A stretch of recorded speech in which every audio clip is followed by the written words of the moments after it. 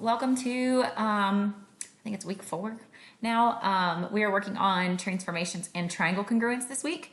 We wanted to focus in on this this week because this is the stuff we were talking about right before we left. And we want to make sure that you feel really comfortable with this material and set and ready for next year. As always, if you have any questions, please reach out to your teacher via Remind, email, Teams, however your teacher has set up your class. Please reach out. Don't be afraid to reach out and ask questions and get clarification on anything that you're not sure about. We for sure miss you guys being in the classroom with us, but we hope that you guys are still learning and still growing and using those awesome, wonderful brains of yours. Let's go ahead and jump right in. If you want a blank copy of these notes in order to fill in the blanks as we go, just for your own, I know some people like to have their own notes. There is a link in the document for this week that is a blank copy of this that you can fill in on your own and just have a paper copy of your own. So let's jump in. We've got transformations. Transformations is an operation that maps an original figure called the pre-image onto a new figure called the image. Okay, so we have the pre-image and then the image, and the image is what is resulted from the transformation.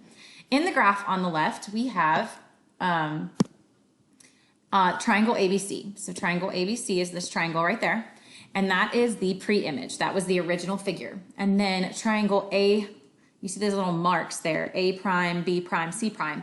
That mark means prime. It means that it stands for the transformed image. So it's what it is after we moved it. So that's the transformed image there, okay? A transformation can change size, position, and orientation. So I could take something and change its position. So for example, let's just say my phone, rectangle, I can take it and I can slide it left, I can slide it right, I can slide it up, I can slide it down, I can slide it around, and that is a transformation, okay? I can do something that's actually called a translation when you shift and slide. Then we can change its orientation. I could change it and I could turn it a little bit, okay? Those are rotations. That's changing its orientation. I could reflect it, which means that I flip it. I could flip it over the y-axis, or I could flip it over the x-axis. And we'll talk about that more in depth as well today. And then there's something where you can change the size. Basically, you have a shape like a circle, and we can change its size by blowing it up really big, or it could already be big and we shrink it down. So those are our transformations that we will focus in on over the next 2 days. The next definition you see is rigid motion. Rigid motion is when a transformation preserves the size and shape of a figure.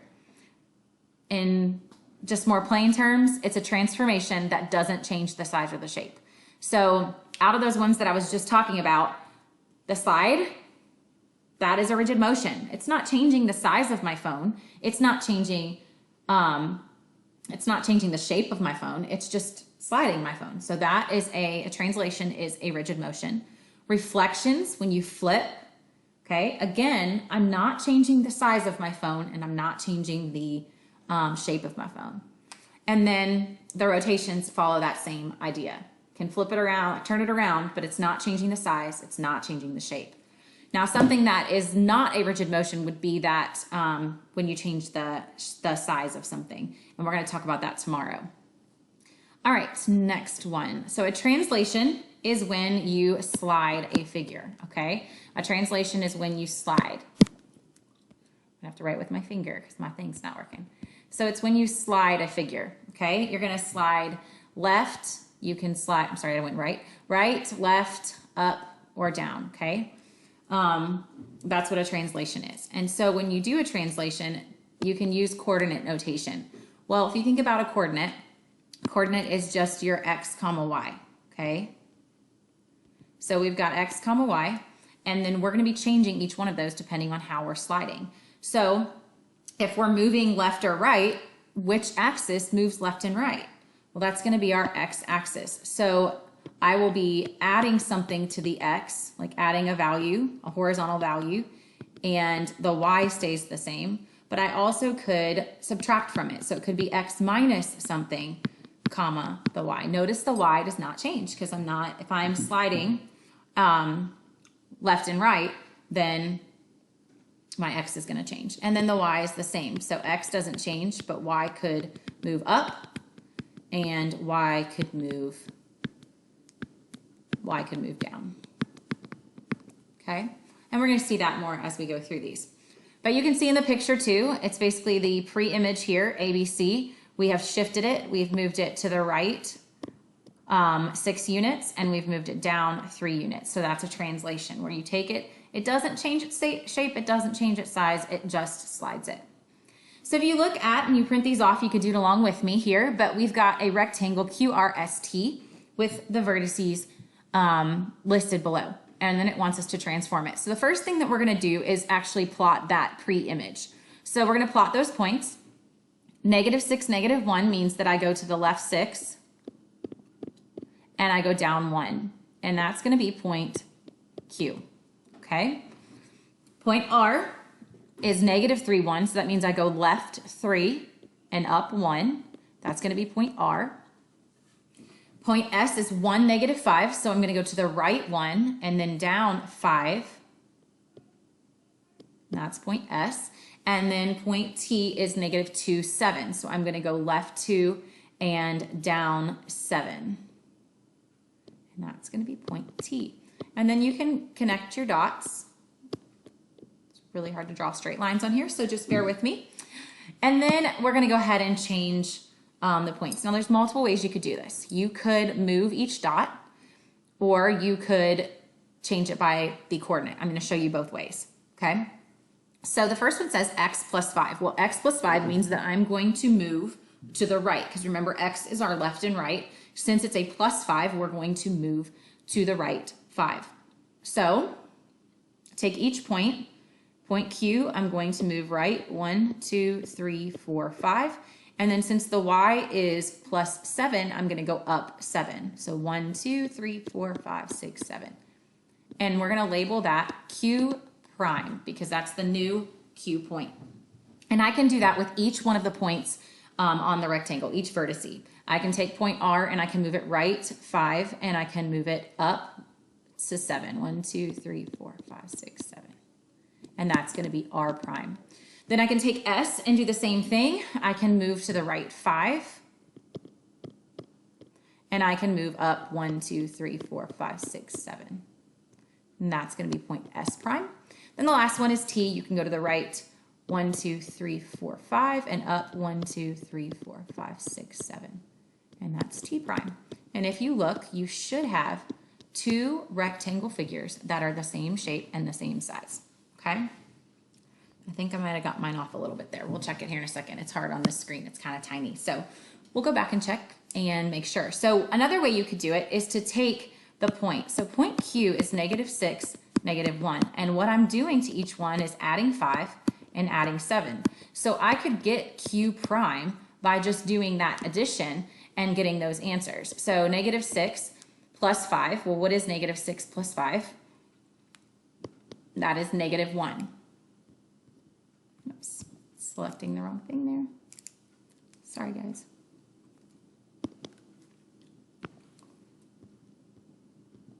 Gotta love when technology doesn't work. Then -1 plus 7 is going to be a +6. So we can look at Q prime and see, are we at -1, +1, 2, 3, 4, 5, 6? And yes, we are.